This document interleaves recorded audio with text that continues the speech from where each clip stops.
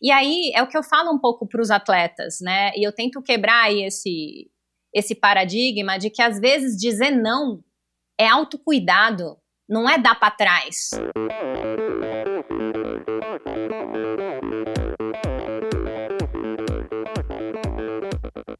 Olá pessoal, aqui é o Bernardinho. Olá amigos, eu sou a Fernanda Maciel. Aqui quem fala é o Tony Canaã. Olá, eu sou o Djalma Madruga. Eu sou Ana Polegatti.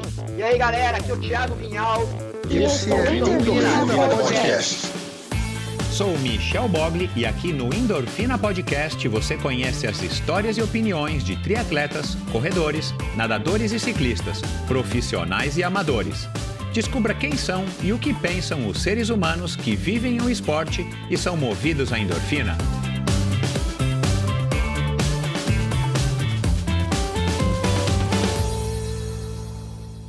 Olá, seja bem-vindo a mais um episódio do Endorfina Podcast. Esse e todos os episódios são editados pela produtora Pulsante. Siga @produtora Pulsante no Instagram. Bom, espero que você tenha passado aí um bom Natal. Chegando aqui agora ao último episódio de 2021.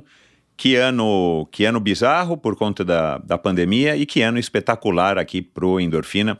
Se você tá ligado aqui no Endorfina desde o comecinho do ano, desde o primeiro episódio do ano, que aliás... O primeiro episódio desse ano foi com o Abílio Diniz, foi? Acho que foi com o Abílio Diniz, né? O primeiro episódio desse ano. Ou foi com a Valerie Mello? Acho que foi com o Abílio Diniz. Enfim, um ano espetacular para o Endorfina. Eu já disse isso aqui algumas outras vezes. Vou ter que dizer como é o último episódio do ano. Eu nunca poderia imaginar que eu chegaria aonde a gente está hoje. Esse aqui é o episódio de número 230, mas são mais 21 episódios especiais, então... São 251 episódios desde o comecinho, acho que dia 2 de junho de 2017.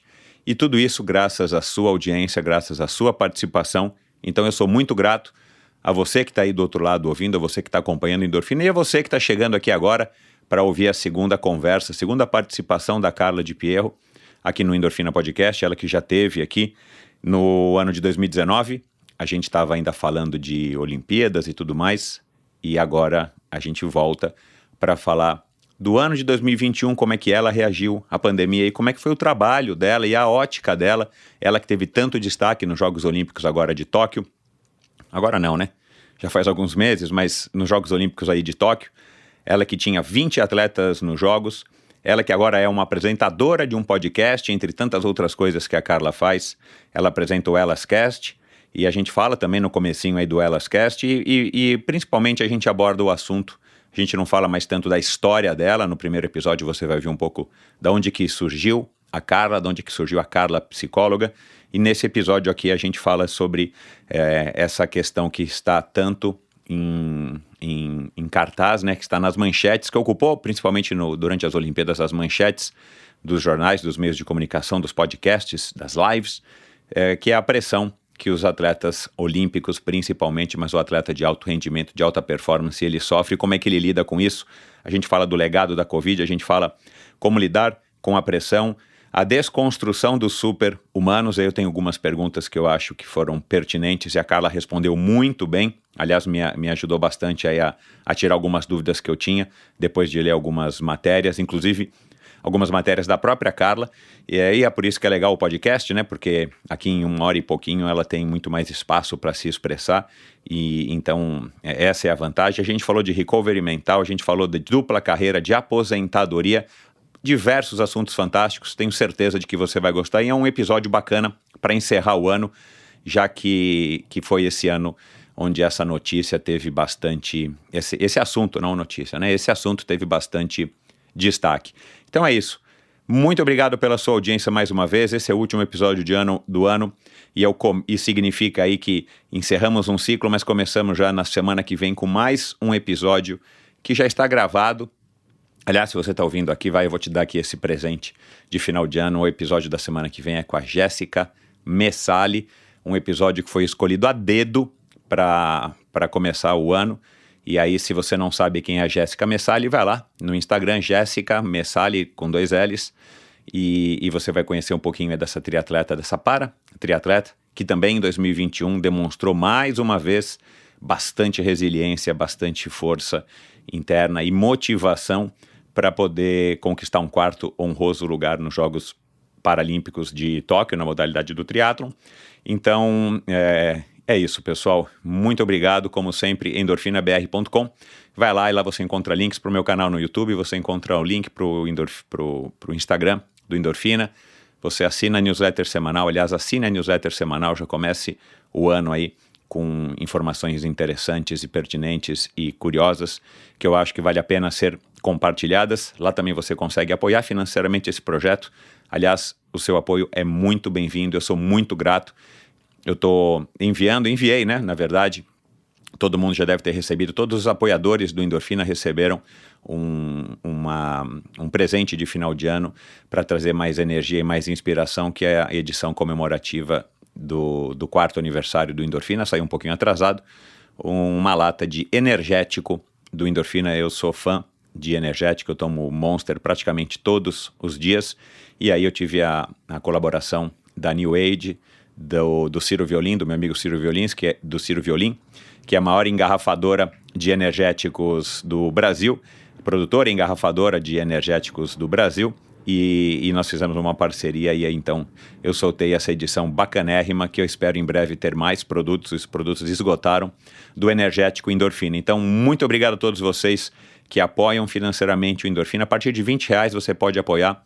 É mais barato que um Spotify, é mais barato que um Netflix, e você tem muita inspiração aí na palma da sua mão, coladinho aí nos seus ouvidos. Então, muito obrigado a todos vocês. E é isso, pessoal. Vamos agora para mais um episódio, último episódio do ano, com a minha grande amiga, e aí vocês vão ver aí a piada interna no final da apresentação, a Carla de Pierro. Afinal de contas, quem é que não gosta de uma boa história? Feliz 2022 para todos! Desde a nossa última conversa aqui no Endorfina, em março de 2019, o mundo deu pelo menos umas 2 piruetas, e nós, seres humanos, tivemos o desprazer de vivenciar este capítulo nefasto da nossa história. Ainda meio cambaleantes, seguimos apreensivos e ansiosos pelo fim deste movimento de proporções sísmicas pelo qual passamos. Em meio ao caos total, os Jogos Olímpicos de Tóquio 2020, que iriam acontecer, depois foram adiados umas 2 vezes e quase não aconteceram, finalmente foram realizados com incrível sucesso, mas não sem marcas indeléveis. Minha convidada de hoje, habitante deste planeta, viveu e sentiu na pele todas as agruras da pandemia, não apenas pessoalmente, mas profissionalmente, já que grande parte do seu trabalho consiste em acalmar as mentes de grandes atletas olímpicos. Ela é graduada em Psicologia pela PUC, especialista em Psicologia do Esporte e em Análise do Comportamento. Cursou Mindful Performance pela Escola de Medicina da Universidade de San Diego e atua na preparação mental de atletas amadores e profissionais desde 2001 em modalidades tão diversas quanto a natação, o atletismo, a vela, judô, triatlon, automobilismo, ciclismo, hipismo, tiro esportivo e balé. Como psicóloga do COB, esteve nos Jogos Olímpicos do Rio e depois de umas 30 e poucas horas de viagem, chegou a Tóquio para viver aquele momento histórico para a humanidade e os atletas que lá estiveram. Recebo hoje aqui, em sua versão 2021-2022, a influenciadora digital e analógica, agora podcaster, de longe a minha amiga mais famosa, mãe de um futuro astro da Champions League e a tia preferida, claro, da Nina, minha filha mais nova, atleta amadora e psicóloga dos campeões, Carla Fátima de Pierro Fai. Tudo bem, Carla Fátima? Ai, ai. Michel, o melhor adjetivo aí é que eu sou a tia preferida da Nina. Poxa, mas eu tive que incluir agora, aqui depois do nosso teste de ontem, a mãe de um futuro astro da Champions League, hein? Esse é outro maior orgulho que eu tenho, que é ter um filho estudante atleta, né? Então, acho que isso é muito legal, poder investir, né, nos nossos filhos aí, não só como atletas, mas também como estudante, e ajudar eles a desenvolverem essa dupla carreira de uma maneira bacana, né? Então, esse é um outro orgulho que eu tenho. Sem dúvida nenhuma. Além de ser legal para eles, né? Porque é um investimento que você fez, que você está deixando para eles e que não tem preço que pague. Dá orgulho, óbvio, né? A gente fica orgulhoso de ver os nossos filhos conquistando, enfim, as suas coisas e seguindo a vida já como adultos. Mas, Carla, antes da gente ingressar na pauta, e aí tem muitos assuntos aqui, não sei se a gente vai conseguir cobrir todos hoje, mas muitos assuntos que eu acho que são bem pertinentes da gente falar exatamente por conta de tudo que a gente viveu, como eu fiz aqui agora nessa introdução. Como é que você tá? A última vez que a gente conversou formalmente, né, nesse podcast, porque a gente conversa com bastante frequência, mas a gente não tem a possibilidade de falar muito a respeito de assuntos que eu gosto de abordar aqui no Endorfina. Como é que tá aí a Carla na sua versão 42 anos, 2 anos depois daquela nossa gravação? Porque eu comecei o episódio passado que a gente gravou, o primeiro, te perguntando, e como é que você tá hoje, 2 anos depois, 2 anos mais velha, 2 anos mais experiente, tá 2 anos à frente, ou você tá 2 anos ainda saindo dessa pandemia como todo mundo do ponto de vista psicológico, mas físico também? Eu tô aqui há 1 mês dos meus 43 anos e tô ainda sofrendo as consequências de uns Jogos Olímpicos.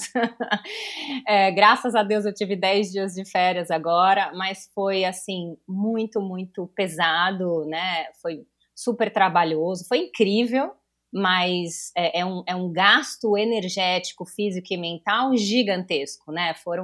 Foi quase 1 mês no Japão, trabalhando todos os dias, né, muito cedinho e desde muito tarde. Tinham treinos e competições que a gente acordava às 4 da manhã, né, para depois ir dormir meia-noite. E eu tinha 20 atletas lá nos Jogos e também estava disponível para todos os oficiais e os outros atletas. Então, tinha demanda a todo momento, tinha prova para assistir, tinha acompanhamento para fazer.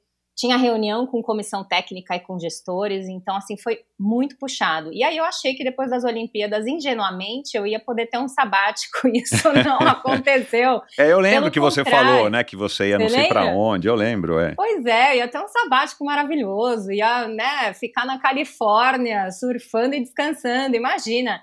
Né, o pós-Olimpíada, ele é muito importante, do ponto de vista, para mim, profissional, foi importante porque as Olimpíadas, né, realçou muito a questão da preparação mental e saúde mental, então eu fui super demandada para falar sobre o tema, o que foi muito legal.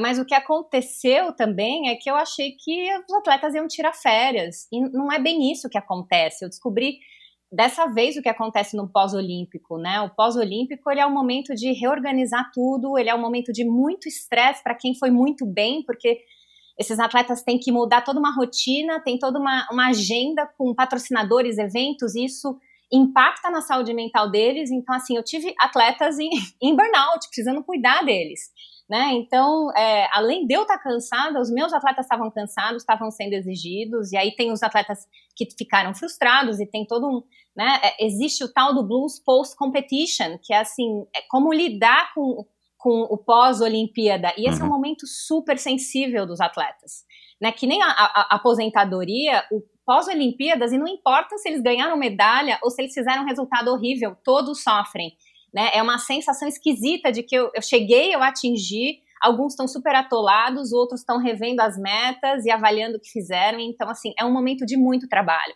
Então eu trabalhei até agora, e continuo trabalhando, tive aí um período de férias, então para mim foi bastante pesado, foi incrível, foi assim, a maior experiência profissional que eu tive, mas emocionalmente tem um desgaste gigante, tem um estresse gigante, e aí eu tô no momento também de me cuidar, de me reorganizar, de me restabelecer, então já me dei férias em janeiro para me reorganizar, e eu acho que é isso, né, eu também não posso falar, ensinar e não fazer, então eu preciso também cuidar da minha saúde mental, né, então também preciso de férias, eu também preciso descansar, me reorganizar, organizar os meus treinos, as minhas meditações, ir pra praia, ficar na natureza. Então, eu já tô me organizando, né, para continuar aí nesse meu trabalho de recuperação. Mas eu já estamos firme e forte aqui depois de 10 dias de férias.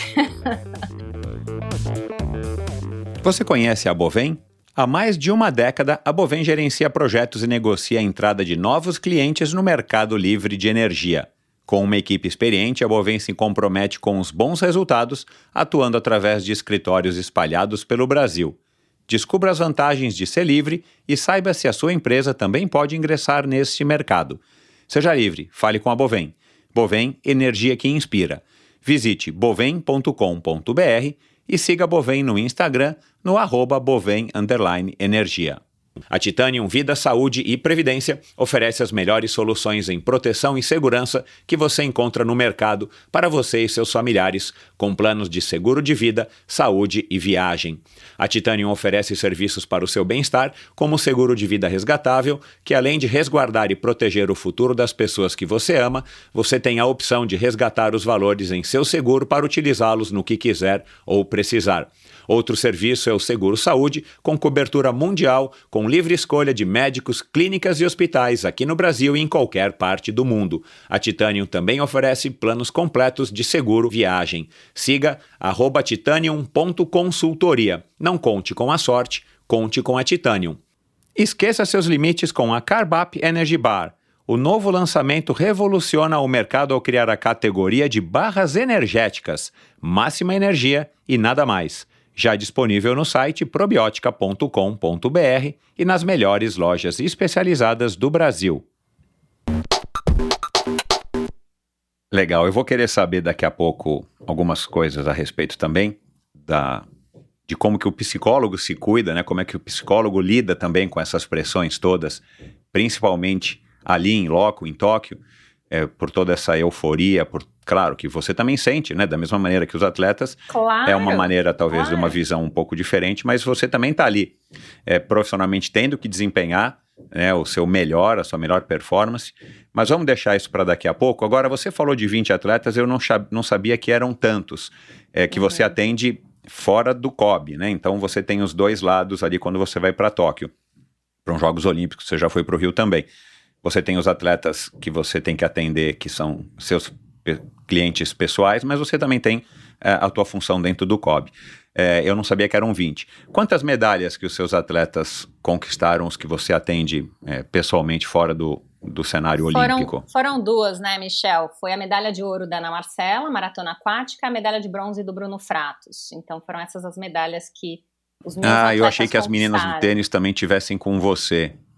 Não trabalho com elas, mas eu trabalho com a Confederação Brasileira de Tênis. Então eu conheço as meninas, conheço o treinador, o gestor, e aí não tinha como não estar lá torcendo por elas, acompanho a carreira delas, então sou uma super fã. Então tava lá assistindo a medalha de bronze que elas ganharam, que foi fantástico, foi assim, um jogo incrível, foi lindo, né? Então, acho que é isso, né? Poder ser psicóloga ali é também ser torcedora, é algo assim, fora do comum.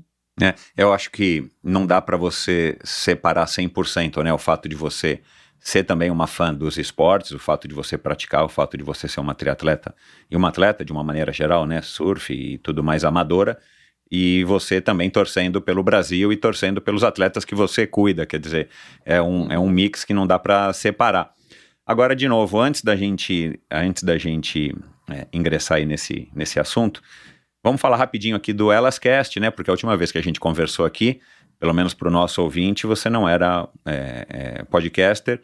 E aí agora, nesse ano de 2021, você começou mais essa empreitada junto com a Silvia e com a Renata, de estar começando um podcast que não é sobre psicologia, né? E eu queria que você falasse aqui um pouco, só para quem por acaso ainda não está ligado, e me contasse como é que tem sido também esse pratinho que você resolveu equilibrar aí numa varetinha de bambu e tá mantendo equilibrado. Me inspirei no Endorfina, Michel. Opa, olha lá, que legal. O primeiro podcast que eu falei, eu acho que foi pra você. Eu acho que foi. E depois, assim, falei pra... Choveram, eu perdi a conta. Eu perdi a conta de pra quantos podcasts eu falei, quantas conversas eu tive. E foi depois de tudo isso, e de gostar muito de participar dos podcasts, que eu falei, gente, por que não? Exato. Né? Até você me incentivou, e as pessoas falavam. E aí, num pedal, junto com a Renata, que é minha amiga, e que estava falando da insatisfação dela, profissional, de ficar só dentro do consultório, eu falei, Rê, mas a gente tem tantas possibilidades, vamos fazer, né, o que a gente gosta, vamos pensar em alguma coisa juntas. E aí a gente começou a pensar, puxa, né, tem tanto conteúdo que as pessoas estão fazendo, e a gente tem tanto conteúdo como profissional de saúde, por que a gente conhece tanta gente, por que a gente não se junta para fazer algo que a gente gosta, falando de assuntos que a gente gosta e que a gente entende, e de fato trazendo conteúdo. E aí a gente pensou, puxa, vamos reunir essa mulherada, vamos trazer um terceiro elemento que é que vai ser aí um ponto de equilíbrio, de sabedoria. Nós três somos muito diferentes, apesar da gente ser triatleta, né, e ter uma vida parecida, porque a gente trabalha e treina. A gente tem olhares para a vida de um jeito diferente. A gente falou, vamos montar o nosso podcast. A gente chama as pessoas, a gente chama a mulherada, um podcast de mulher, vamos falar não só sobre esporte, mas sobre maternidade, sobre empreendedorismo, sobre comportamento e saúde, né? E aí a gente se reuniu, sentamos junto com o Igor, que é uma pessoa que me ajuda muito na parte de marketing, e ele falou, bora colocar isso em prática. E a gente foi fazendo, né? Simplesmente a gente decidiu que tinha um dia na nossa vida que a gente ia cuidar disso, que é terça-feira de manhã, porque não existe mais nada, não cabe mais nada nas nossas vidas.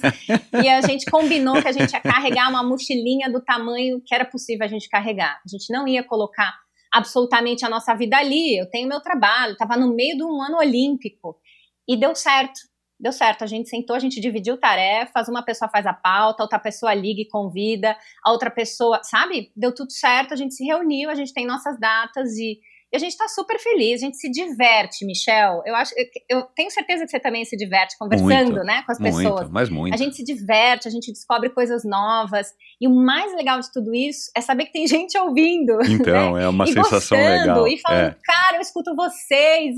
E puxa, nossa, aprendi um monte com aquele episódio e já vi todos. Então, assim, isso é muito gratificante, muito. E a gente tá nesse momento de ter caído a ficha, de que a gente atinge um público maior do que a gente imaginava e deixar a coisa um pouquinho mais redondinha, né? Melhorar o nosso áudio, a gente já entendeu que tem coisas ali básicas que precisam ser feitas, a gente está nesse processo para começar 2022 com alguns ajustes, mas sempre carregando uma mochila com o peso que a gente pode. Então, é no tamanho que a gente pode, é a cada 15 dias os episódios, vai ser difícil ser semanal. A gente tem agora a temporada do Mulheres no Esporte com a Unlimited, que foi semanal, mas porque foi um pedido deles, né? Mas assim, a gente sabe que talvez a gente não consiga continuar nessa periodicidade, mas não tem problema, a gente está seguindo e está gostando das perspectivas que estão aparecendo, porque é muito louco, né? Como vai aparecendo, sei lá, parcerias, novas ideias e pessoas, e falando, puxa, vamos fazer isso aqui juntos? Então, é nesse momento que a gente está. Eu arrisco dizer, e eu sou fã de podcast, obviamente, mas eu arrisco dizer que tem duas coisas que são legais que você pontuou aí, que eu acho que e eu já falei isso talvez algumas vezes, e por isso que eu incentivo as pessoas a fazerem os seus podcasts, e eu arrisco dizer que já foram aí pelo menos umas 10 pessoas que me procuraram para perguntar e tal, e algumas saíram do papel, outras ainda não, pelo menos, até gente fora do Brasil, mas que são ouvintes do Endorfina. Mas tem uma coisa que o podcast, por isso que eu acho que o podcast cresceu, ele é fácil, né? Você vê, a gente decidiu, vamos fazer, e assim, você não precisou ir bater na Rede Globo, na Sport TV, na ESPN, olha, como é que eu faço? Não, vou gastar 100 mil reais numa câmera, nada disso. Você simplesmente, com pouquíssimo investimento, quase nada, do seu celular, do seu tablet, você grava um podcast. Basta ter uma ideia e ter vontade de aprender. E depois aquela história que tá cada vez mais batido, mas que é a pura verdade, né? Assim, todo mundo tem um conteúdo para expor. Não é à toa que as redes sociais bombaram, seja o mais vazio ou o mais complexo, mas todo mundo tem. E o fato de você não precisar necessariamente, no teu caso, esperar alguém te convidar para participar de um podcast para falar o que você quer falar, você vai também para os podcasts, mas você pode criar o seu próprio podcast com seu próprio conteúdo para você falar o que você quer falar e que pode ser mais leve, mais pesado, mais voltado para um lado profissional ou menos, mas você controla o que você quer falar. E isso, claro, é muito legal porque, de novo, a gente não precisa esperar você ser chamada para dar uma matéria na Folha, como você deu aquela matéria lá no fatídico 8 de agosto, uma conversa da segunda, que foi super legal, que eu acho que foi ali que te alçou ao estrelato agora no segundo semestre, depois dos Jogos Olímpicos, né? Enfim, mas o podcast tem esse lado que é muito legal. Mas legal, vamos começar já falando aqui desse assunto que eu ia deixar mais para o final, mas como que você lida, né, e vamos falar especificamente de você, como é que você lidou com essa pressão dos jogos e lá durante os jogos, para também ter os seus momentos de dar uma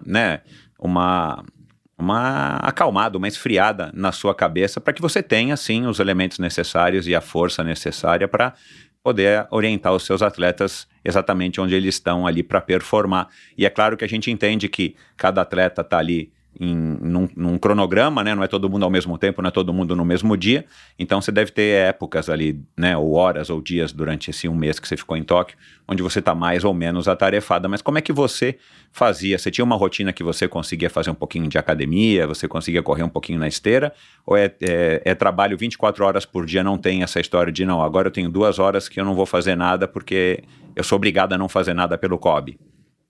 Michel, assim, eu também não sabia o que eu ia enfrentar, mas como eu vivi todo o processo e o ciclo olímpico, eu sabia que ia ser puxado, né? Definitivamente não tinha tempo de sobra, né?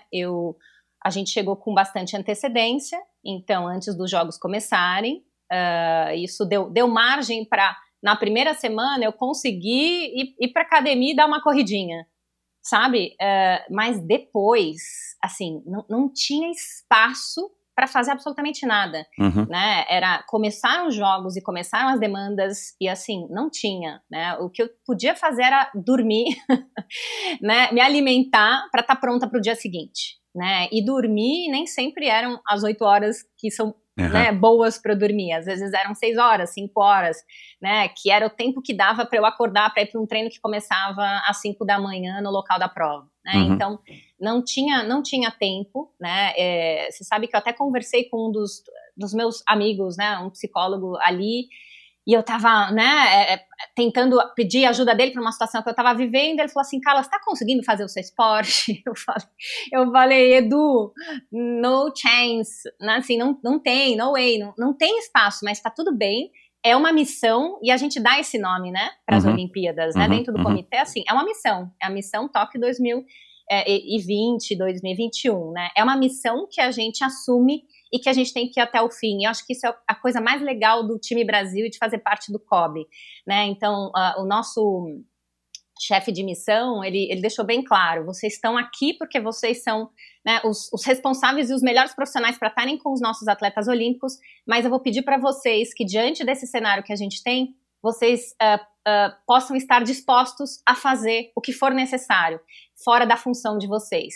Então, a gente estava lá, Michel, como time, para ajudar no que fosse necessário. Se eu precisasse ajudar, né, alimentação, hospedagem, qualquer coisa, eu estava ali, né, e aconteceu de, assim, 1 semana, 2 semanas antes de viajar, meu chefe ligar e falar: Carla, tem essa atleta X, ela vai precisar de uma atenção especial sua, eu quero que você fique com ela. E eu falei, tá, e os meus outros atletas? Não, tranquilo, vai dar pra gente fazer tudo isso. Então, assim, aparecem emergências que você tem que lidar, e aí você tem que cuidar de uma atleta de um jeito diferente, porque ela tem uma necessidade diferente, e tá tudo bem, né? Então, e a gente vai tendo que ter esse jogo de cintura para trabalhar como time mesmo, né? Não tem muita frescura, é assim, estamos aqui, estamos para ajudar o time, e o que precisar ser feito a gente vai fazer, né? Então, realmente não tinha tempo para ler, para fazer esporte, não tinha, assim, é uma entrega gigantesca. Eu acho que trabalhar com alta performance e com os olímpicos é isso, né? Então, né, pode ser que as pessoas achem que tem aí tem um glamour por trás, mas na verdade é muito trabalho, né? Eu não tenho final de semana, eu já passei Natal com atleta, né, o fuso horário, quando eles estão ali, a gente está disponível para eles, e isso é uma característica da alta performance. O nível de dedicação que a gente coloca como profissional é igual ao nível do atleta, e se você não está nesse nível, você é espirrado para fora, aquele atleta não... Se ele percebe que, minha psicóloga não pode me atender na hora da minha maior angústia, e eu estou há 2 meses das Olimpíadas, não é essa psicóloga que eu quero. Então, assim, o meu nível de dedicação é intenso, o meu marido sofre com isso, né, então me dá uns puxão de orelha de vez em quando, só que é o meu trabalho, é o que eu escolho fazer, é o que eu adoro fazer, então, assim, eu realmente me entrego por inteira, e eu acho que, por conta disso, né, eu tô com os atletas e com o time que eu tô, e a gente alcança juntos o resultado que a gente alcança.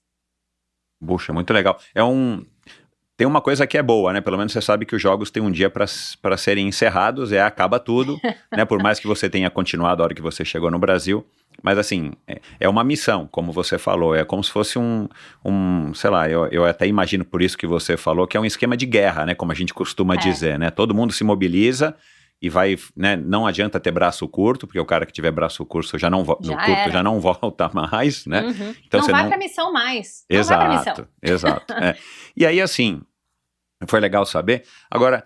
e eu já quero abordar um assunto que lá, depois, quando você chegou dos jogos, a gente conversou rapidamente uma vez lá na praia, mas não deu pra gente se aprofundar. E é uma coisa que eu tô curioso, depois de ver várias lives com você e de ler várias reportagens e tudo mais, podcasts. Eu descobri aqui, fazendo essa pesquisa para nossa conversa, que tem mais ou menos 3.000 anos que se tem a noção de esporte. Eu não sei se você sabia disso. E mais ou menos 3.000 anos. E o esporte surgiu com o exército, né? Das pessoas terem habilidades físicas para poder correr, arremessar, lançar um dardo, né? Manusear uma espada, um machado, o que quer que fosse, para poder vencer os seus oponentes. E também para caçar. Primeiro veio a caça, então o cara tinha que ter algum condicionamento físico para correr atrás de um animal e eventualmente até lutar com ele e poder matá-lo para poder comer. E vem sendo assim, né, e a gente já mudou muito como humanidade, como seres que somos pensantes desde desses 3.000 anos até hoje. E muito tem se falado que, e aí você mesma disse isso nessa matéria, por exemplo, da Folha de São Paulo, que estão desconstruindo, né, que a gente tem que desconstruir como sociedade o mito ou, né, essa máxima de que o ser humano esportista ou atleta, ele é um humano, ele não é um super-humano, ele é um ser humano, não um super-humano.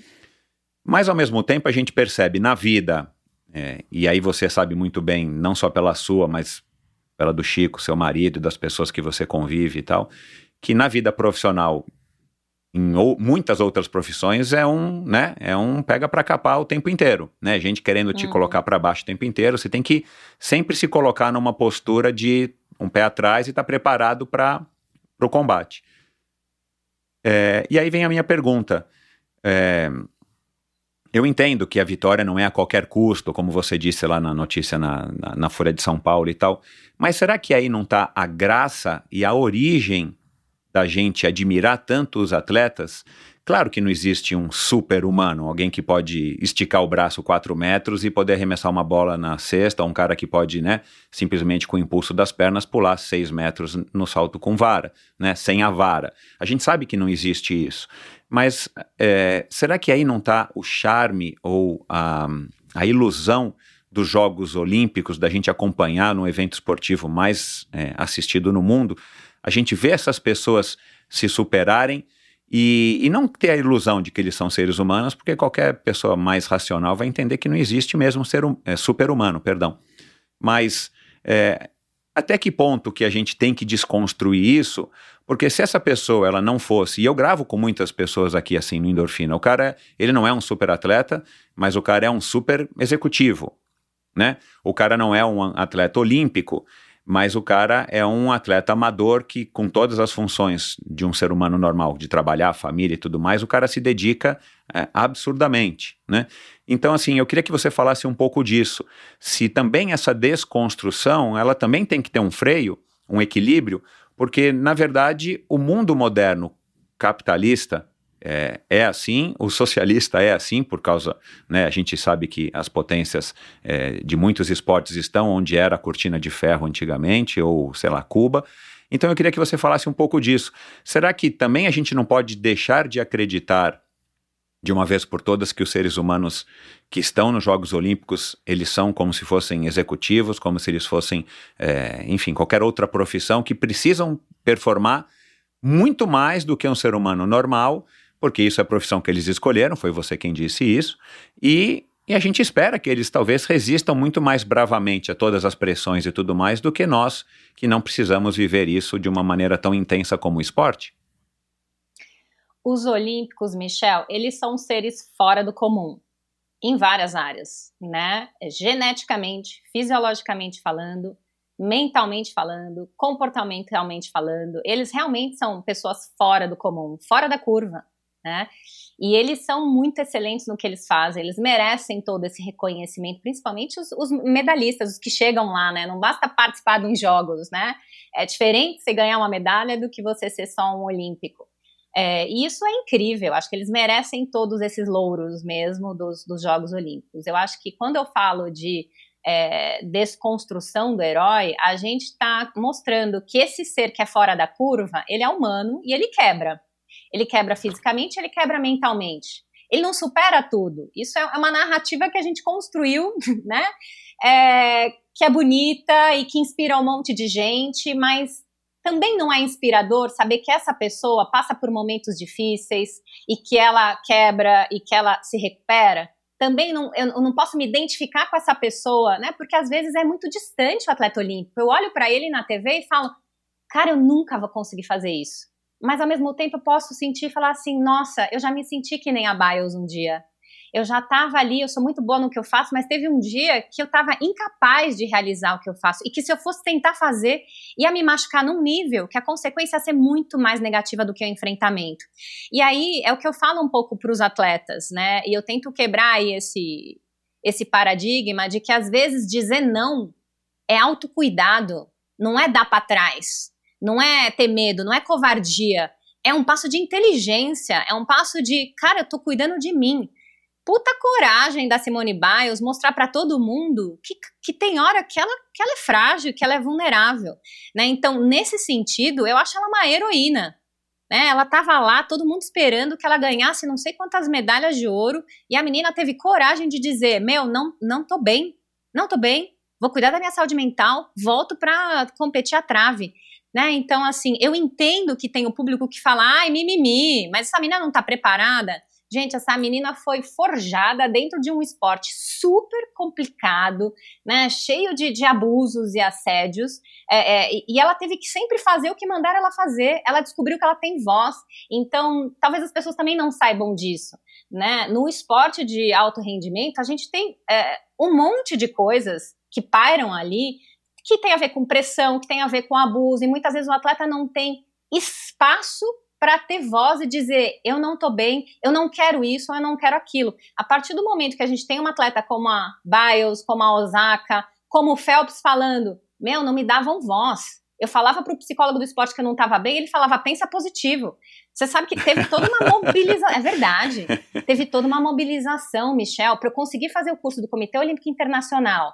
Como psicóloga, né, o curso de pós-graduação em saúde mental de atletas de elite, eu tive que comprovar para eles que eu era psicóloga clínica, porque na minha carteirinha, como eu sou especialista em psicologia do esporte, está escrito psicóloga do esporte. Na visão deles, essa mulher só sabe trabalhar com atleta e com motivação. Eu quero uma psicóloga clínica que entenda de saúde mental, porque é sobre isso esse curso, né? Então, assim, do ponto de vista, né, e alguns, se a gente for olhar, alguns psicólogos do esporte, eles não têm nem preparação para lidar com o que é saúde mental, eles não sabem trabalhar com depressão, eles não sabem trabalhar com transtorno alimentar, eles não sabem trabalhar com questões de insônia e TDAH. E a realidade no esporte de alto rendimento é essa. Eu tenho atleta que deprimiu, eu tenho atleta com transtorno alimentar. Se eu não sou capaz de cuidar dessa questão da saúde mental para depois pensar em performance, eu não sou essa psicóloga do esporte integral que o atleta precisa. Então eu acho que o mais legal é contar para as pessoas que esses caras são heróis, eles são fora da curva, mas eles também têm momentos de sofrimento que precisam de cuidado, de tratamento, de apoio. E é muito mais do que a gente imagina. É muito mais, Michel. Muito.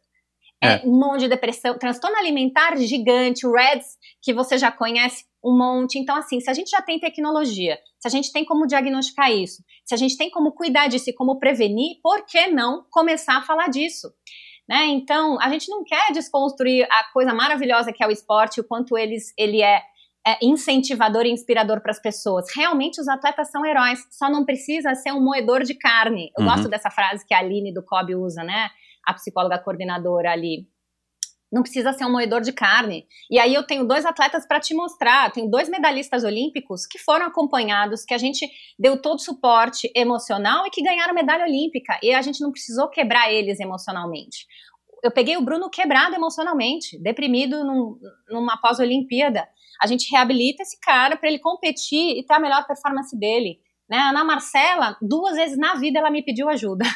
Né? Do ponto de vista, doutora, tô precisando, cara, tô num momento difícil. 2 vezes eu tô com ela desde 2012. E nesses momentos a gente tava lá para dar o suporte necessário, para organizar. Nossa, peraí, vamos entender o que tá acontecendo. Conversa com o treinador, conversa com o médico e vamos solucionar isso. Se não existisse espaço pra gente falar de saúde mental, esses atletas continuariam achando que eles deveriam aguentar tudo isso. Você entendeu? Então, isso que eu tô sentindo, eu não deveria estar sentindo, porque eu sou atleta olímpica, eu sou medalhada de ouro, então eu não posso contar isso pra ninguém, eu tenho que evitar esse sentimento. Ferrou!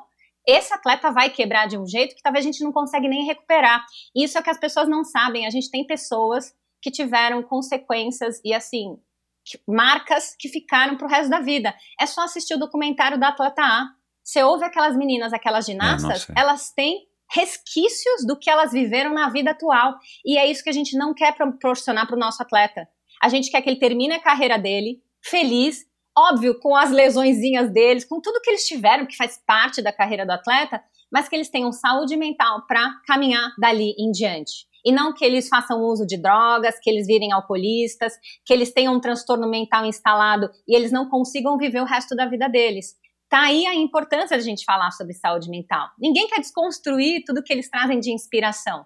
A gente só quer contar que, gente, tem um negócio grave que acontece no esporte de alto rendimento.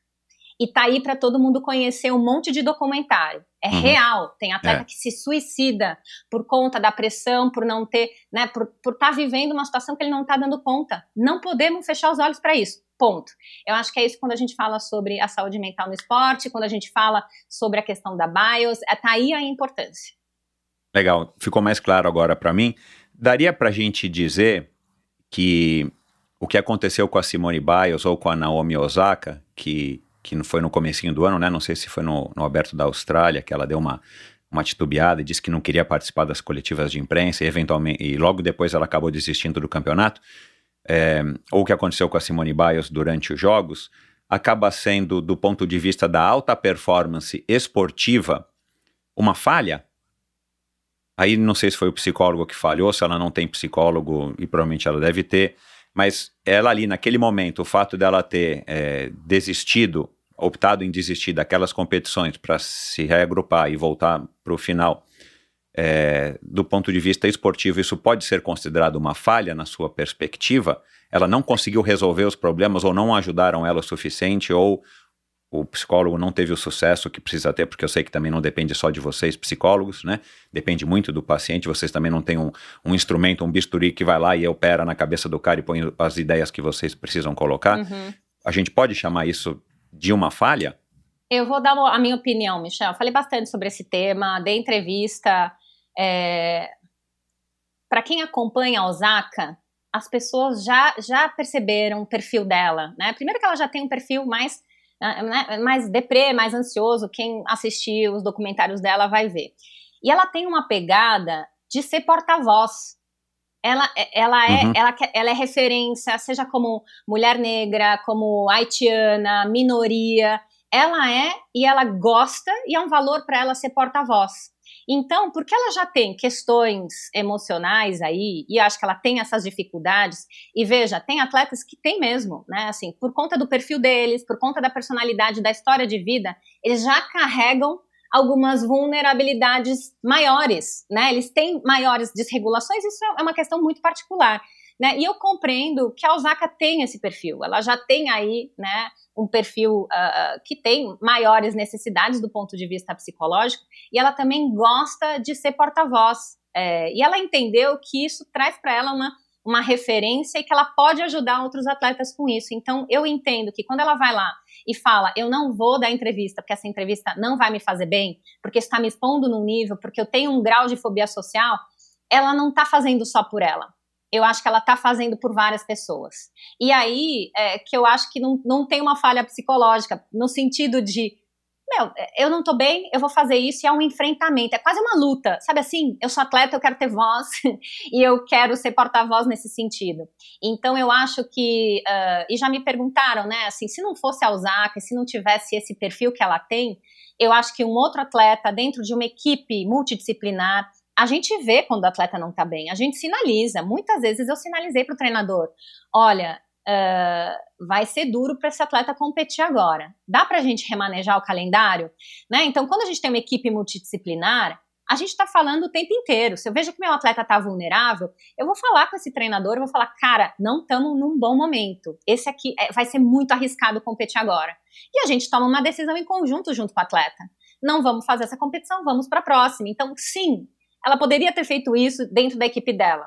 Eu acho, né, minha opinião, eu acho que ela foi por outro caminho, porque ela tem essa pegada de vou falar sobre esse assunto, quero ser porta-voz nisso. Mas seguindo o que você falou no começo, que eu achei legal, a mochila que ela escolheu carregar, então tá mais pesada do que ela consegue. Pensando não na Naomi Osaka como uma mulher, na Naomi Osaka como uma tenista de alta performance. Cara, se você não tem a condição de aguentar essa pressão, e claro que a gente não sabe, né? Eu tô só falando aqui porque o podcast é meu. Mas assim, né, assim, poxa, eu não vou me aventurar, sei lá, o que eu vou falar? Eu vou fazer voo livre? Eu não sei jogar, não sei voar de asa delta, eu preciso começar do zero. Então eu não vou ser um porta-voz de alguma coisa se eu achar que a pressão que isso vai trazer para mim vai ser muito pesada, eu vou ter que largar a mochila no meio do negócio, né, no meio da montanha, né. E a mesma coisa a Simone Biles, né, que foi um caso que ela estourou na competição mais importante. Talvez o Aberto da Austrália não fosse a competição mais importante para Naomi Osaka, era mais uma competição. Mas o fato dela ter pedido para descer ali por um momento, né, e para se reagrupar e voltar, eu tenho a impressão de que, do ponto de vista da performance como atleta, é uma falha, né? E aí não dá para dizer de quem que é a culpa, e nem é o nosso papel aqui, mas eu acho que eu, como um ex-atleta profissional e alguém que curte o esporte e entendo, pelo menos nessa minha perspectiva, que o esporte é onde as pessoas têm que se superar, senão não teria graça.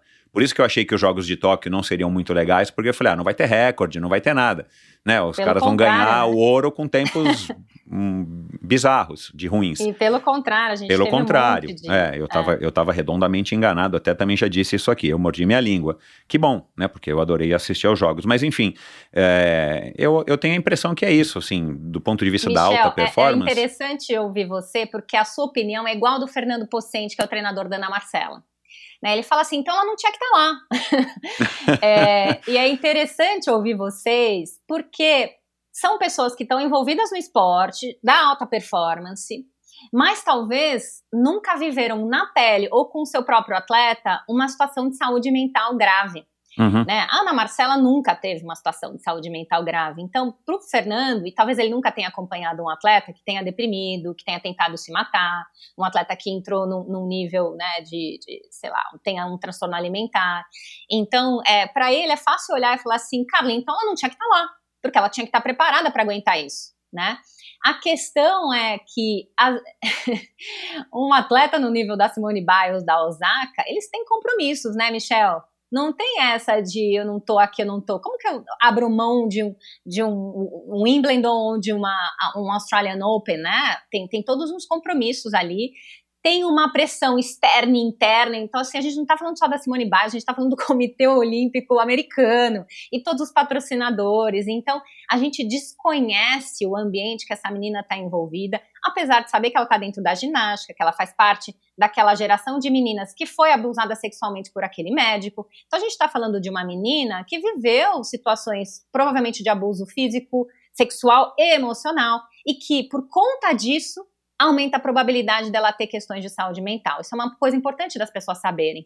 Atletas que sofreram abusos emocionais, assédio físico, psicológico, aumenta em grande número a chance deles desenvolverem transtornos mentais. E por isso que a gente quer proteger muito os nossos atletas desse tipo de abuso. Então, essa menina provavelmente tem ali a vulnerabilidade dela, e ela enfrentou com coragem, e assim, e ela trouxe pra gente perspectiva nova que as pessoas têm dificuldade de ver nos atletas olímpicos, que é assim, cara, não tô bem e não vou. E que parece arregar, né? Eu acho que esse é um incômodo de vocês. O cara tá arregando e ele é profissional e ele tinha que... o executivo que tem que fechar um contrato, pode ser que tenha um dia que ele tá com uma síndrome do pânico e ele não vai conseguir fechar aquele contrato. É a mesma coisa. E a gente tá falando de uma vulnerabilidade, né, psicológica que pode acontecer com qualquer um de nós. Exato, Não, isso é verdade. Você acha... De novo, né, eu também, você disse isso algumas vezes, isso não é novidade para você, que trabalha com isso desde 2001, e não é que o ser humano nos últimos 20 anos ficou mais frágil emocionalmente, ou o atleta ficou mais frágil emocionalmente, simplesmente não havia espaço. E por isso que eu te falei para ouvir o meu episódio com Joaquim Cruz, porque ele diz, preso no trânsito na véspera não, né? Ele estava indo para a final, nos 800 metros lá em Los Angeles, em 84, ele ficou preso no trânsito e ele vislumbrou a possibilidade de não conseguir chegar no estádio, né? Para disputar a final. E ele conta como é que ele reagiu, como é que ele pensou, e ele não tinha psicólogo naquela época, né? Ele até foi oferecido, mas negou. E não foi culpa dele, né? Assim, ele é fora da curva, né, Michel? Não, ele é fora da curva. Mas como é que ele resolve, né? Como é que ele resolveu as coisas na cabeça dele? Foram relatos muito interessantes, mas é um podcast de 4 horas. Ele fala pra caramba. Aí, a gente tá falando de um cara que tem uma saúde mental fora da curva. Exato. Né? Você imagina uma pessoa que tem uma vulnerabilidade, que tem uma ansiedade instalada, preso dentro de um ônibus, indo pra sua final olímpica. Esse cara que já tem essa vulnerabilidade, ele pode ter uma crise de pânico. Se desestabiliza. Simples assim. E o que eu acho que é legal as pessoas saberem é que os medalhistas olímpicos, eles têm medalhistas olímpicos, né, que têm perfil de Joaquim Cruz, saudáveis mentalmente, que nunca tiveram nenhuma vulnerabilidade, e a gente tem ganhador de medalha olímpica com depressão. Exato, medicado. Gente, é isso, as pessoas precisam saber, tem atleta lá nas Olimpíadas competindo medicado. Pode quebrar aí as expectativas de vocês, mas essa é a grande realidade. Tem um monte de atleta medicado, seja para depressão, seja para ansiedade, não é doping, tá? Porque não aumenta a performance, né? E isso significa que mesmo esses caras com essa vulnerabilidade psicológica alcançam medalha olímpica.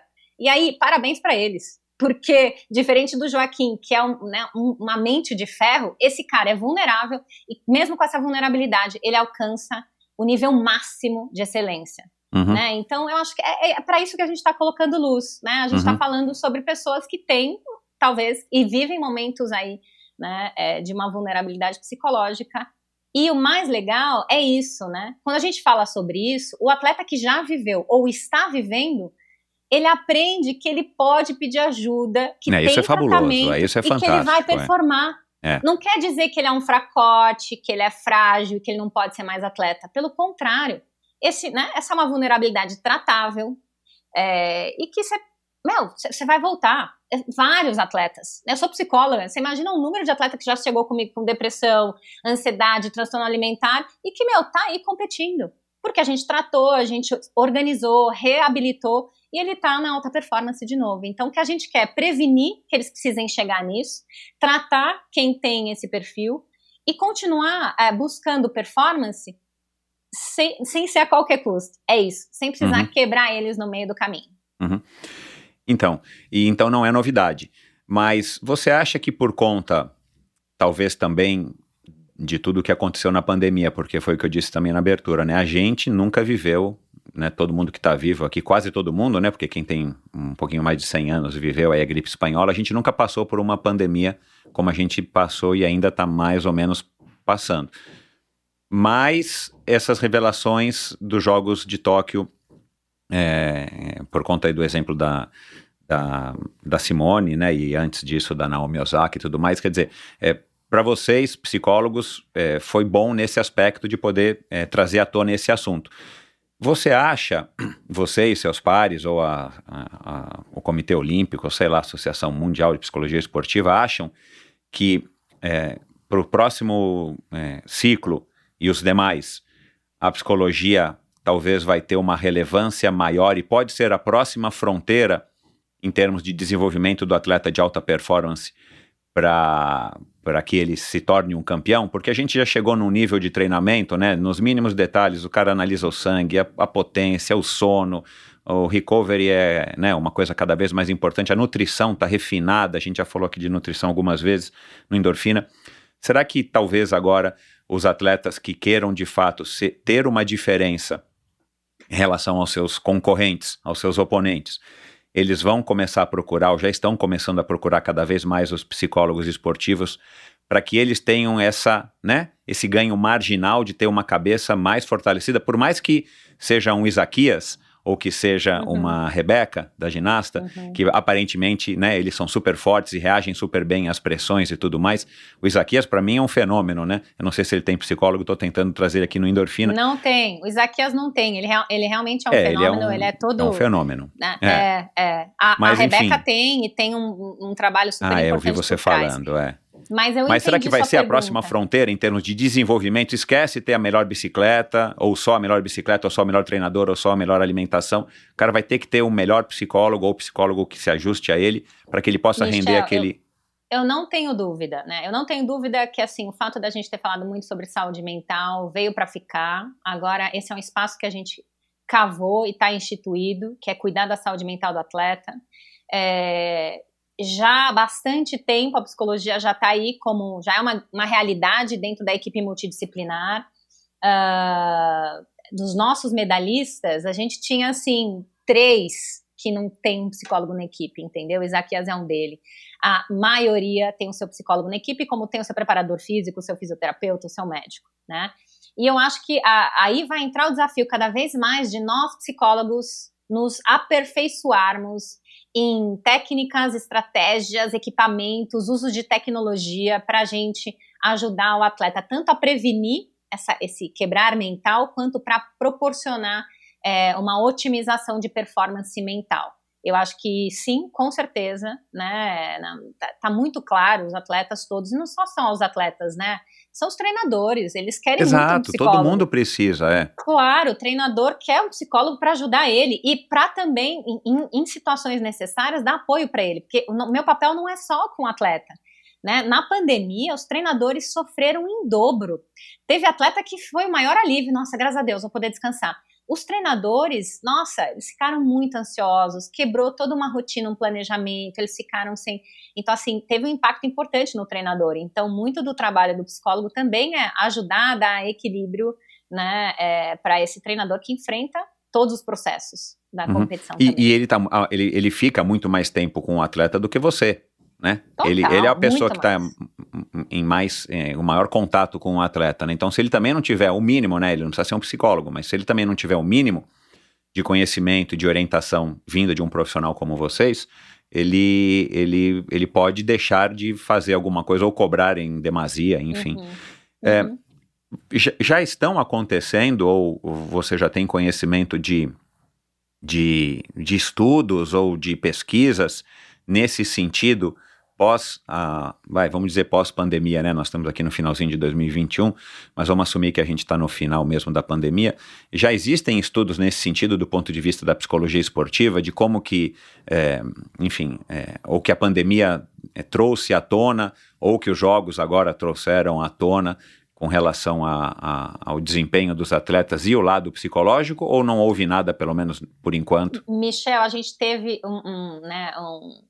uma coisa super importante que aconteceu em 2019, o Comitê Olímpico Internacional reuniu todos os profissionais mais renomados de saúde mental e eles juntaram todas as pesquisas nos últimos anos sobre tudo que era relacionado à saúde mental e eles montaram um consenso, que é o consenso de 2019 de saúde mental dos atletas de elite. Isso está no British Journal of Sports Medicine, né? Quem entrar lá vai ver esse consenso. Nesse consenso eles agruparam a prevalência de todos os transtornos mentais, como que se previne e como que se trata e como que se avalia um atleta para saber se ele precisa de ajuda ou não. Então, tem uma preocupação gigante do Comitê Olímpico Internacional de olhar para a saúde mental do atleta, tá? Eles estão colocando mais força atualmente do que efetivamente em potencializar a saúde mental. Vamos cuidar deles, né? E eu acho que é esse movimento que a gente está agora. Mas eu acho que logo mais vai vir o movimento e já existe, né, de como que a gente potencializa ainda mais usando tecnologia, neurofeedback, biofeedback e todas as outras coisas, né, realidade virtual.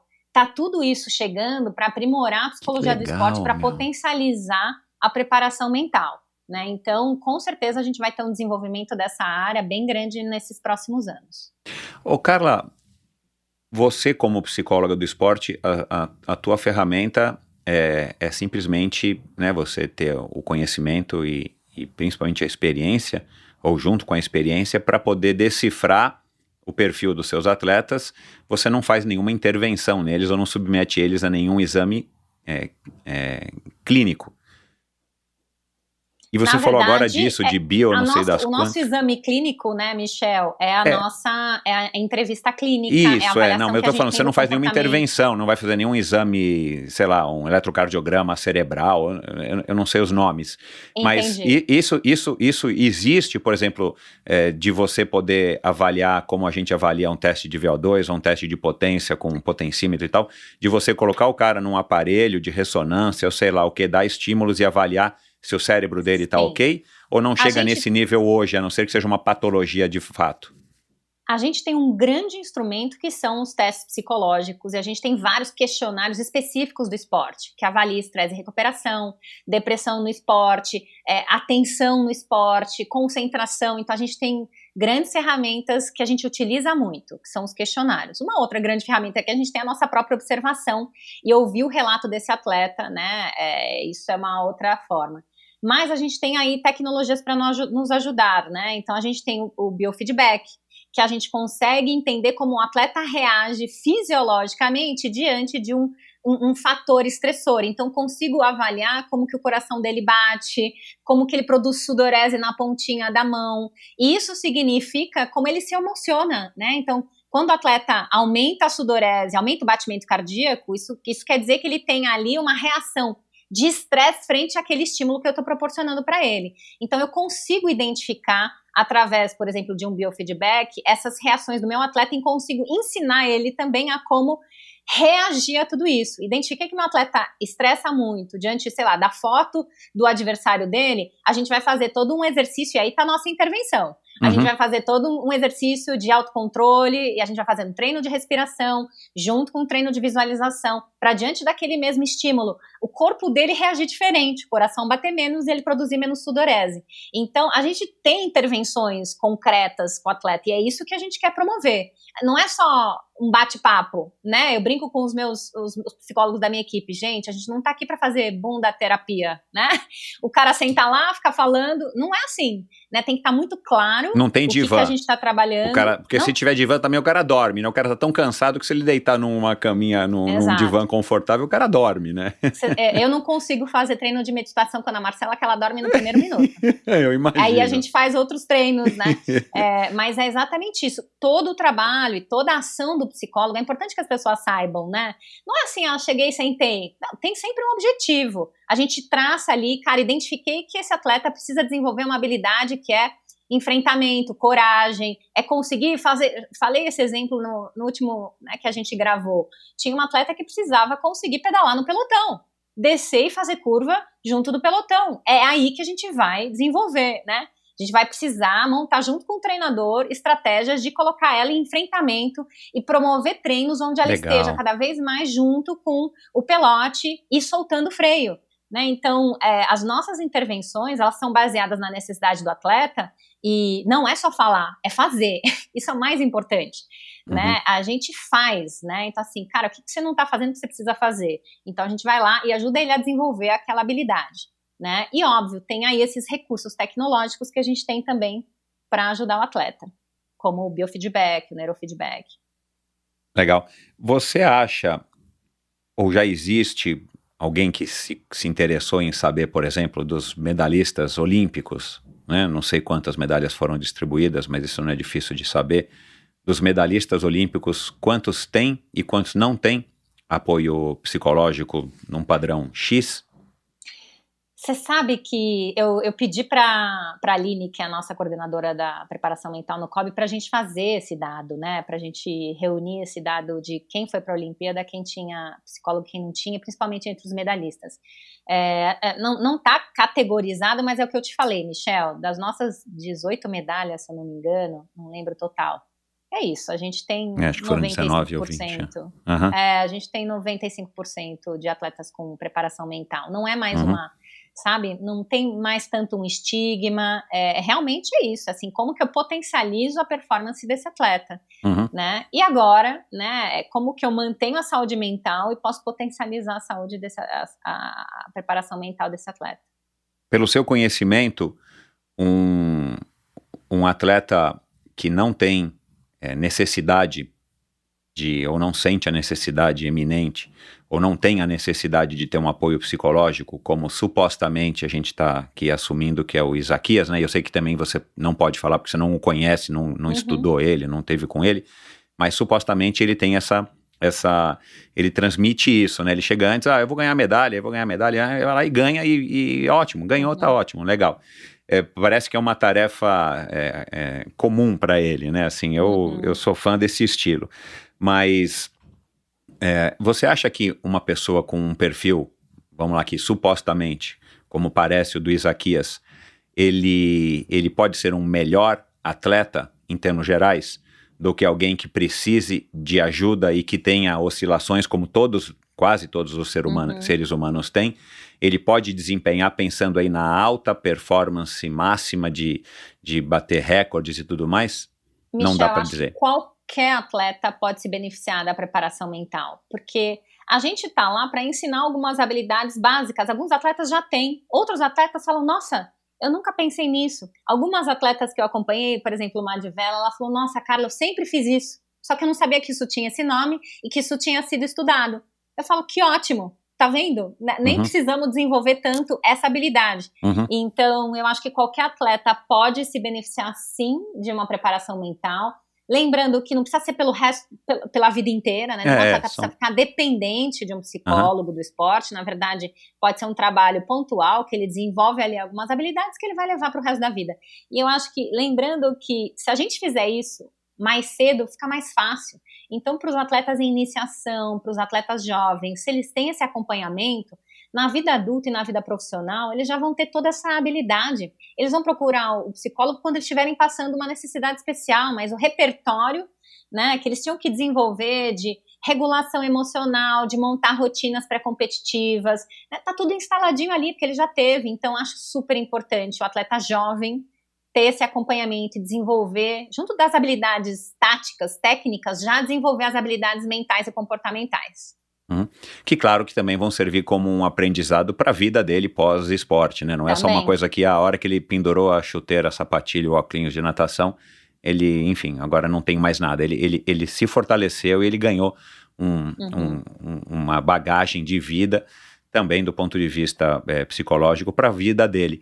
Agora, muitos dizem, né, e de vez em quando eu mesmo acabo me pegando dizendo isso, que o esporte ele é cruel, né? Eu acho que o esporte de alto nível ele é de fato um moedor de carne, independente do trabalho de vocês ou não. E eu vou explicar aqui a minha ótica, que é lógica. Você tem que se dedicar um absurdo, normalmente com uma idade muito jovem, às vezes bizarramente jovem, como é o caso da ginástica olímpica. Você vai ter que abrir mão de um monte de coisas em fases importantes da vida que você não tem a maturidade emocional para decidir, você vai no fluxo. E depois que você, eventualmente, né, aí vamos falar do Brasil para não extrapolar muito, e depois que você atinge o seu máximo sucesso e tal, e aí de novo eu recorro aqui ao Joaquim Cruz, que ganhou medalha de ouro, ou sei lá, a Carmen de Oliveira, que foi a primeira mulher brasileira a ganhar São Silvestre em 1995, você não tem o reconhecimento necessário ou à altura das expectativas dessas duas pessoas aqui eu estou citando para dizer eles, de que você deveria ter, ou que talvez, sei lá, nos Estados Unidos você tenha, ou na Austrália você tenha. E aí muito jovem você se vê legal, com uma medalha, com uma puta de uma história legal, com experiências muito legais, que para os seus netos vai ser fantástico de você contar, mas você se vê normalmente com uma mão na frente e outra atrás, ou você vê despreparado emocionalmente ou até psicologicamente e profissionalmente, porque você abriu mão de faculdade, de estudo, de aprender outras disciplinas, você ficou muito, né, monofocado, e aí o cara sai para o mundo e aí tem todos esses problemas que a gente sabe, que aí você sabe muito melhor do que eu, de depressão, de suicídio, de dependência de drogas, de álcool e tudo mais. Então eu acho que o esporte de alto nível é de fato uma condição, é a mesma coisa que os veteranos de guerra que a gente vê nos filmes dos americanos, por exemplo. O cara chega, mesmo que ele chegue com os 2 braços e com as 2 pernas, o cara chega debilitado mentalmente.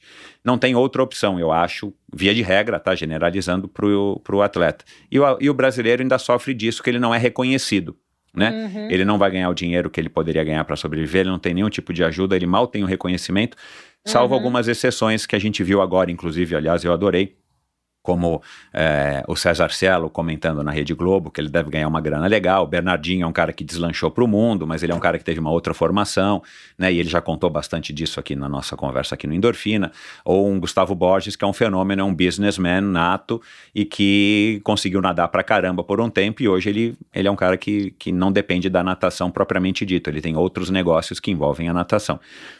Enfim, como também lidar com isso na cabeça dessas pessoas, porque eu imagino que hoje em dia, ainda mais com as redes sociais e com o fluxo de informação que está, né, elevado à enésima potência perto de 20 anos ou 10 anos atrás, como que você também consegue driblar isso na cabeça desses atletas, sabendo que, legal, né, a Ana Marcela ganhou o ouro, mas a chance desse ouro ser alguma coisa que vai ajudar ela pro resto da vida dela, a hora que ela parar de nadar, aqui no Brasil são irrisórias, as chances são mínimas. Como lidar também com isso, se eles te procuram também por isso, falar tipo, cara, é legal, eu ganhei o ouro. Legal, para ela foi o máximo, pro Brasil é o máximo, e pra família dela, e pra vocês, mas a verdade é que esse ouro não garante nada, não é uma aposentadoria, não é um bilhete premiado da Mega Sena. Michel. E eu acho que é porque você está no esporte e você sabe de tudo isso, né? E esse é um tema importantíssimo. E aí eu tenho um conceito para apresentar para você e para as pessoas, e que eu tenho divulgado cada vez mais, que chama o conceito de dupla carreira. O que a gente já entendeu é que a fase de aposentadoria do esporte é a fase mais difícil para o atleta. Porque realmente, se ele só investiu nessa personalidade, na identidade de atleta, ele tem um luto, como o Joaquim sempre fala nas falas dele, né? Morre uma pessoa, morri. Exato. Eu tenho que nascer de novo. E para alguns é tão duro que a pessoa morre mesmo, ela vai levar pro resto da vida, não vai ter mais uma vida, ela vai ser sempre aquele ex-atleta, né? E o que acontece com o conceito de dupla carreira? Ele é um conceito que ele quebra todos os paradigmas daquela história de para ser atleta eu tenho que comer, dormir e treinar. E a gente começa a dizer que para ser atleta eu tenho que dormir, comer, treinar e estudar. Dormir, comer, cara, que legal ouvir isso de você. E depois trabalhar. Michel, é isso que acontece nos Estados Unidos, é isso que existe na Europa, então existe ali algumas políticas públicas que aumentam a chance desse atleta estar dentro da universidade e ter condições para ele ser atleta e ser universitário. Aqui no Brasil a gente não tem isso, a gente não tem essa possibilidade, a gente não tem nem legislação para ajudar um atleta a continuar estudando enquanto ele compete. Nos Estados Unidos, você sabe, eu sei, porque meu filho também é estudante atleta, que o estudante atleta, além dele ter bolsa e não pagar não sei quantos $1.000 anuais, ele tem facilidades, ele monta o schedule dele de estudo, de acordo com os treinos dele, gente. Né? Na season dele, que ele vai competir, ele pode fazer menos créditos, e aí ele pode fazer a prova quando ele está presente. A faculdade está organizada para esse cara estudar e treinar. E aí quando ele vai para uma competição, ele não perde prova. E quando ele vai para uma Olimpíada e ele é estudante, ele volta, ele se forma e acabou a carreira dele, ele tem um canudo na mão e ainda tem todo o repertório de ser atleta olímpico. Tá aí o exemplo do Gustavo Borges, que se formou em Michigan, né? E que, não é por acaso, fez uma transição de carreira diferente de atletas que nunca estudaram e nunca saíram do país, né? Então, esse é um paradigma que a gente tem que quebrar. No Brasil, a gente tem uma dificuldade, então a gente vai precisar criar legislações que ampliem a chance desses atletas estudarem. Já existem faculdades que fazem um apoio ao atleta, Unip, Estácio, né? E aí eles conseguem estudar, mas a gente está muito longe de ter uma realidade do que a gente tem nos Estados Unidos, que é uma realidade que esse cara pode estudar. E vamos lá, Michel. Quando a gente estuda, a gente desenvolve outras habilidades, a gente sai da caixa, a gente cria repertório para ser um melhor competidor. Então, não necessariamente o estudo atrapalha o esporte, a gente tem que quebrar isso. E a gente tem que contar que não preciso estudar num colégio, né, que é de manhã e de tarde para ser atleta. Exato, você vai fazer um equilíbrio. Exato, que adapte. E isso não significa estudar menos, isso significa que eu sou um estudante atleta e eu tenho uma carreira dupla. Né? Então, a gente tem falado muito sobre isso. Eu fui convidada pela Confederação Brasileira de Basquete, vou falar essa semana para os meninos de 16 e 17 anos sobre carreira dupla, porque é isso que a gente está plantando. A gente está plantando uma nova forma de fazer esporte. A gente vai ter que contar para os treinadores que isso é possível. E eu tenho um dado para te dar. A Ana Marcela é estudante atleta. Ela faz faculdade. Até antes de embarcar para Tóquio, ela estava fazendo prova da faculdade, gente. Então, assim, a menina é medalhista olímpica, ouro, e ela estuda. Não dá para ser atleta de alta performance estudar. Dá, vai exigir muito mais organização, uma gestão de tempo. Cara...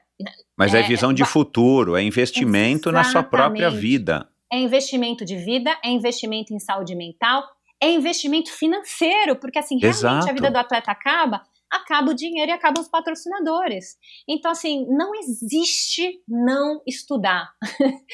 E eu vou continuar repetindo isso.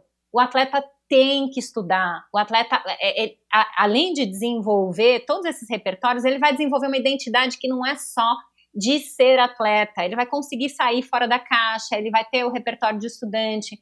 Né? Ninguém quer, isso amplia as possibilidades da vida dele após a carreira de atleta, que tem um fim. 30 e poucos anos vai acabar essa carreira. Ele precisa isso quando não é uma lesão, um acidente, alguma coisa que impossibilite ele no meio do auge, né? No meio da trajetória de ascensão.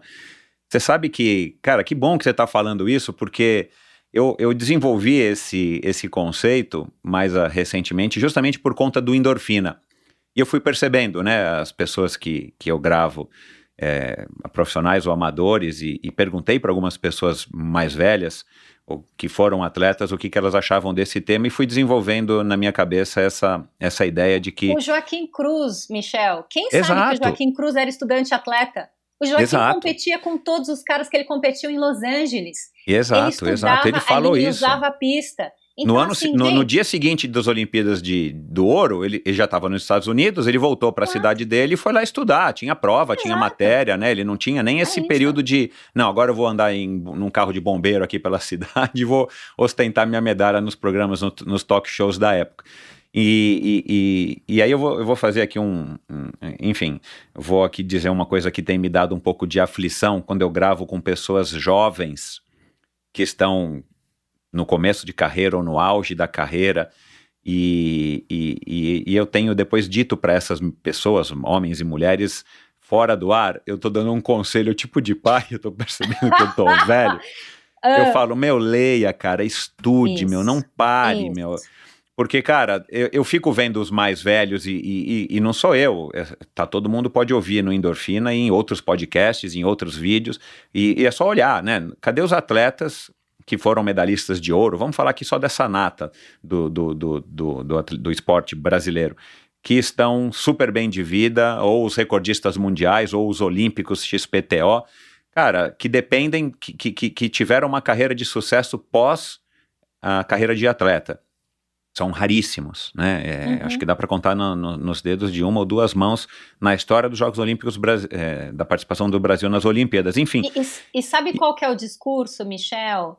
A gente não pode cair no discurso vitimista, né? Eu concordo que o Brasil não dá o devido reconhecimento, mas eu também não posso cair no discurso vitimista de que porque eu fui medalhista olímpica tem que cuidar de mim agora o resto da minha vida. Esse atleta tem que ter protagonismo de carreira, ele precisa ter pensado na carreira dele, estruturado a carreira dele desde o início.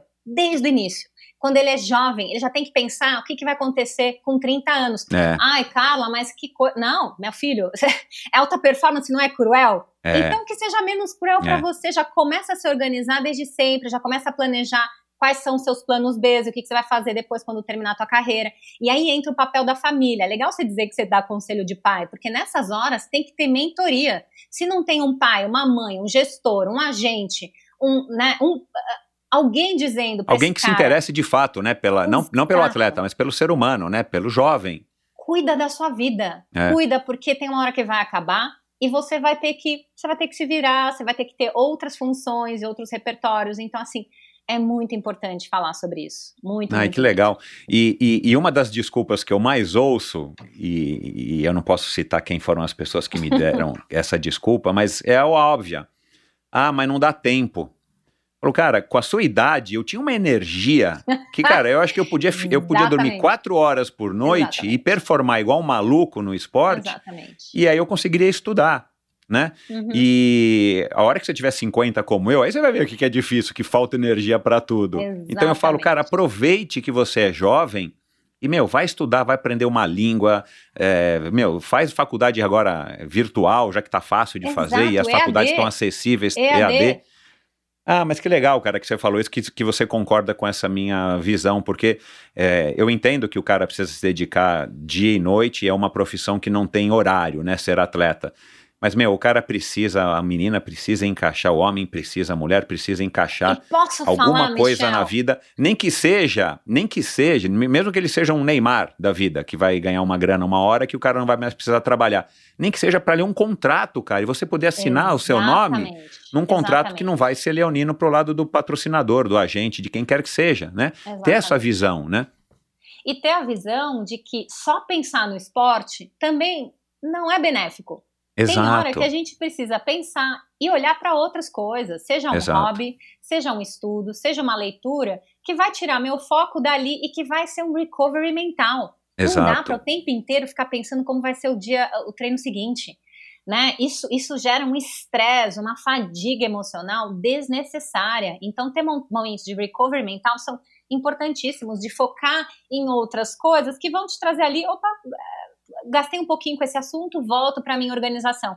Isso não quer dizer tirar o foco do atleta, quer dizer construir uma rotina, né, de dedicação e de planejamento, que um dia lá na frente ele vai utilizar. Então isso é ter visão, Michel, é ter visão. E aí eu bato palmas para a família da Ana Marcela, para o Fernando Pocente, eles já têm tudo planejado, né, como que vai ser o próximo ciclo, aonde que ela vai trabalhar e com quem ela quer trabalhar.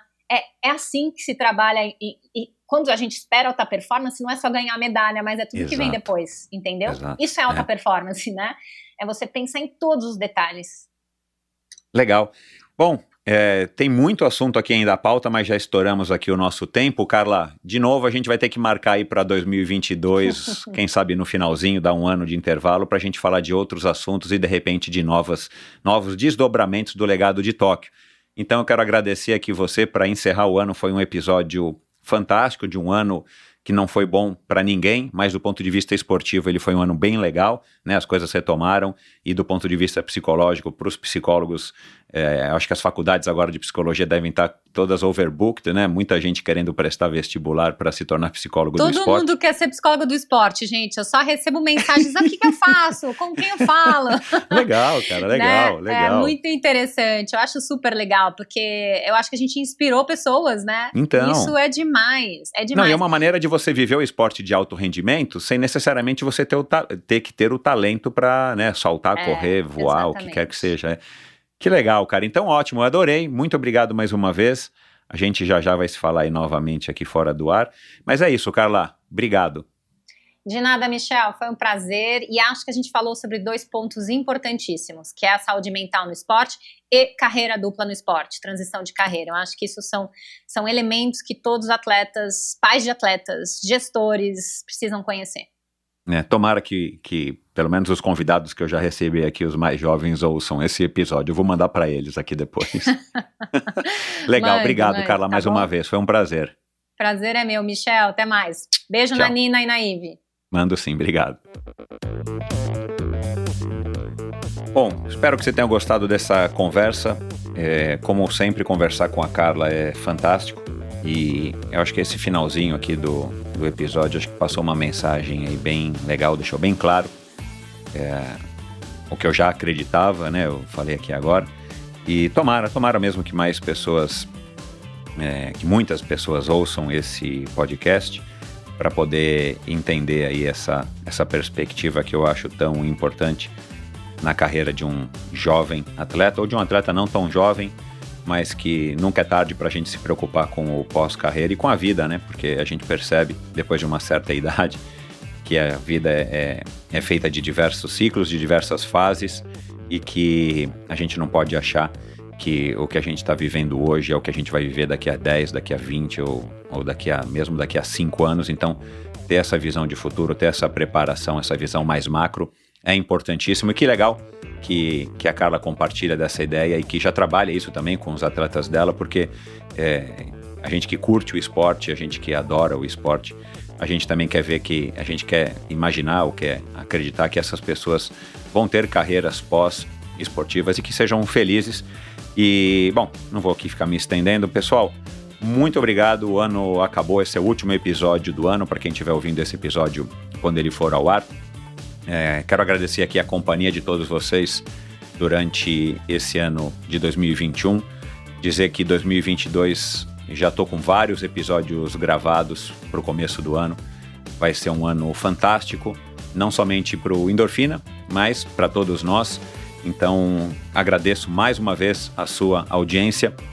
Como sempre eu digo aqui nesse episódio, a gente conversou aqui de diversas pessoas que já passaram pelo Endorfina, como o Joaquim Cruz, como a Carmen de Oliveira, mais recentemente a Carmen de Oliveira, esse ano também o Joaquim Cruz, acho que foi no meio do ano, e a própria Carla, né? Se você não ouviu o primeiro episódio, a primeira aparição da Carla no Endorfina, vai lá, é um episódio número 70 e... Peraí que eu tenho ele anotado aqui. É o episódio número 72, que foi ao ar em 28 de março de 2019, há quase 2 anos atrás. E a Adriana da Silva, maratonista, que já está fazendo aí a transição de carreira, já passou por aqui e é uma das pessoas que a Carla, inclusive, que me apresentou, que a Carla atende. A Luísa Batista, a jovem Luísa Batista, energética e simpática Luísa Batista, que teve agora em Tóquio também, a triatleta, também é atendida pela Carla. E eu acho que teve outras pessoas que eu não me recordo aqui agora, que são atendidas pela Carla, que já passaram por aqui.